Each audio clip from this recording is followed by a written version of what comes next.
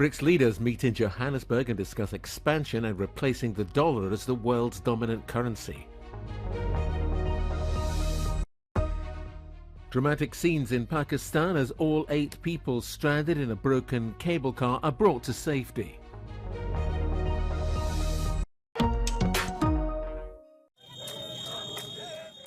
BRICS leaders are holding a 3-day summit in South Africa as the group of emerging economies seeks to challenge Western dominance in global affairs.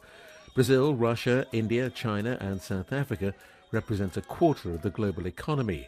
One notable absentee is Russian President Vladimir Putin on the grounds of an international arrest warrant over alleged war crimes in Ukraine. Foreign Minister Sergei Lavrov is representing him, but in a pre-recorded message, Putin hailed the BRICS New Development Bank as an alternative to Western financial institutions and predicted the decline of the US dollar. Набирает силу объективный, необратимый процесс дедоларизации наших хозяйственных связей. Предпринимаются усилия по отработке эффективных механизмов взаимных расчетов и валютно-финансового контроля. Как результат, доля доллара в экспортно-импортных операциях в рамках БРИКС снижается.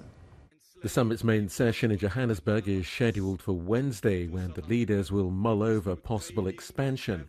The BRICS countries, with a population of 3 billion people, is now ahead of the Western-dominated G7 nations in terms of purchasing power, forecast for 2023 at 31.5% against 30%. These pictures, recorded from a Philippine Coast Guard, show the latest sovereignty standoff between Beijing and Manila in the disputed South China Sea. Chinese Coast Guard vessels blocked the passage to Philippine Coast Guard vessels for hours on Tuesday near the Second Thomas Shoal, an area claimed by the Philippines where they maintain a military ship and had sent supplies. China, asserting its claim over the region, allowed the passage of 2 vessels carrying supplies, citing humanitarian reasons. Beijing is embroiled in numerous sovereignty disputes in these waters. Despite setbacks in international courts, it's pursuing an increasingly assertive policy, causing concern among other regional nations and the United States, which closely monitors China's activities in waters through which 1/3 of the world's maritime traffic flows.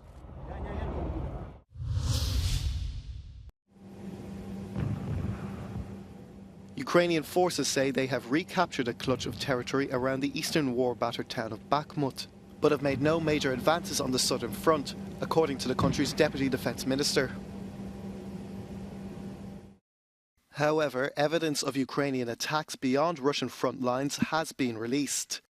Ukraine media has confirmed that Ukrainian saboteurs coordinated by Kyiv's military intelligence carried out a pair of recent drone attacks that hit parked bomber aircraft at airbases deep inside Russia.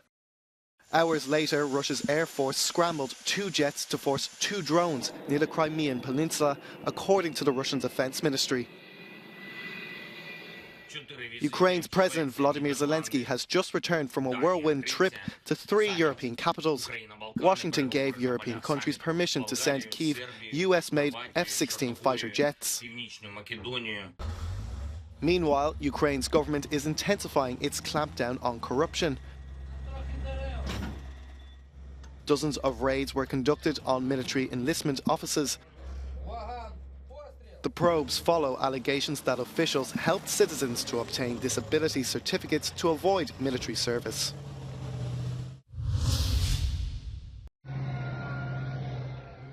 Amidst the steel-on-steel frontline fighting, terrified civilians safe at last.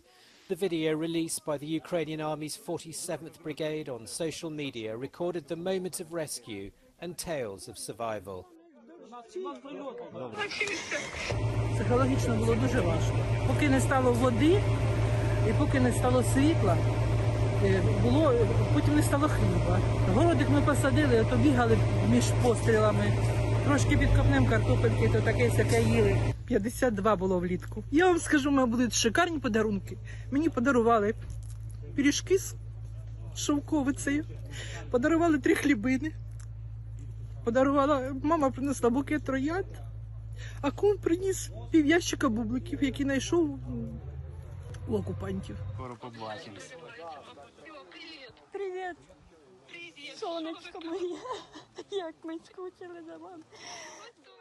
For the people of Robotna, a chance to call loved ones, even as heavy shelling continued around the village that's seen 2 months of intense fighting.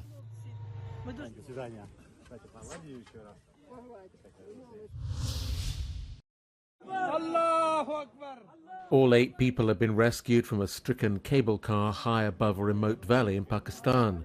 Army commandos were helped by civilian volunteers in the Khyber Pakhtunkhwa province to reach the remaining 3 people late on Tuesday.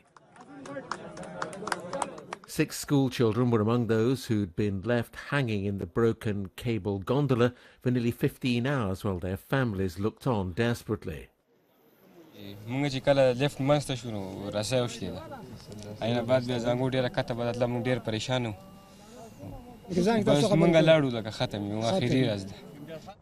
The daring rescue began with a helicopter plucking 2 children to safety after almost 12 hours in the air, but as daylight faded, the chopper was forced back to base in the dark. Then rescuers used the cable keeping the gondola from plunging into the valley as a zip line to rescue the rest of those stranded late into the night. Cable cars are common across the northern areas of Khyber Pakhtunkhwa province and are vital in connecting villages and towns in areas where roads cannot be built.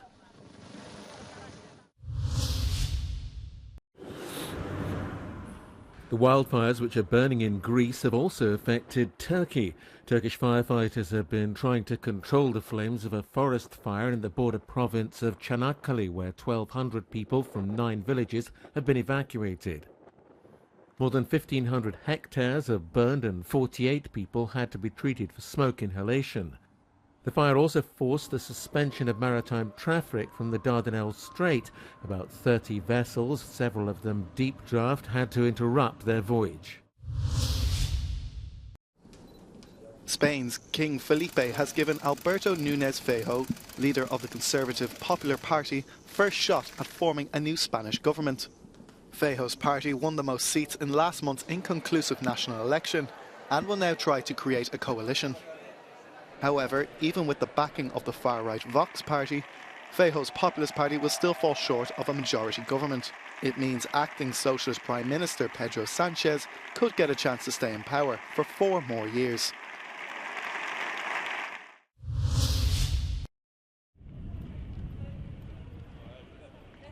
French riot police are on patrol in the working-class neighbourhood of Pisse-Savan, outside the southern town of Nîmes. It follows Monday's fatal shooting of a 10-year-old boy in suspected drug-related violence. The boy was travelling in a car with his uncle when they were targeted at around 11:30 p.m. local time. Police are working on the assumption that the attack was carried out because of mistaken identity. It follows a recent series of drug-related violent acts in southern France.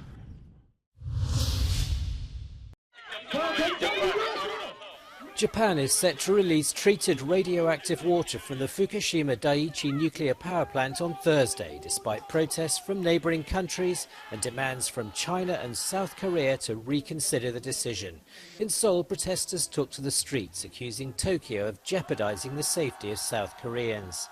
China called the release of radioactive water a wrong decision and called on Japan to correct it. Beijing says the ocean is a common property of all humankind and promised to take all necessary measures to safeguard the marine environment. Japan's cooperated with the International Atomic Energy Agency in the plan to discharge treated water contaminated at the plant in 2011, when an earthquake and tsunami wrecked Fukushima, melting 3 reactors.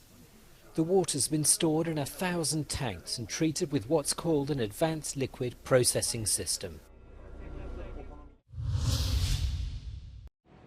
The financial districts of London to a large extent carry the fortunes of the UK economy. The forecast was for an exodus of jobs post-Brexit, but the most pessimistic anticipated job losses of more than 250,000 within UK financial services did not materialise.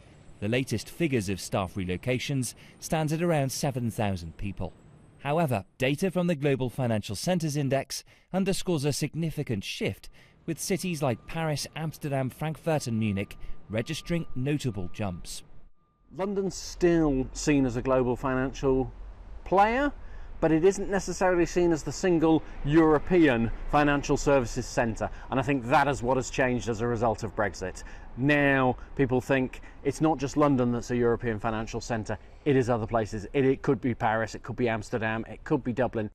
Using incentives to encourage investment, European cities like Dublin are stepping into the spotlight as new centres for banking. The evidence shows that what was once predicted as a mass exodus of city bankers from London has in fact transpired as a strategic recalibration of resources around European banking hubs to rival the City of London.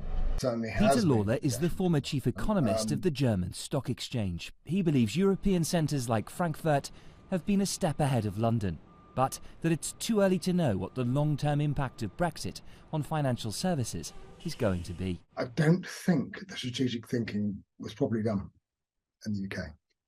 And of course, Paris is very keen, Frankfurt is very keen. You know about the various incentives that were put forward in various European cities.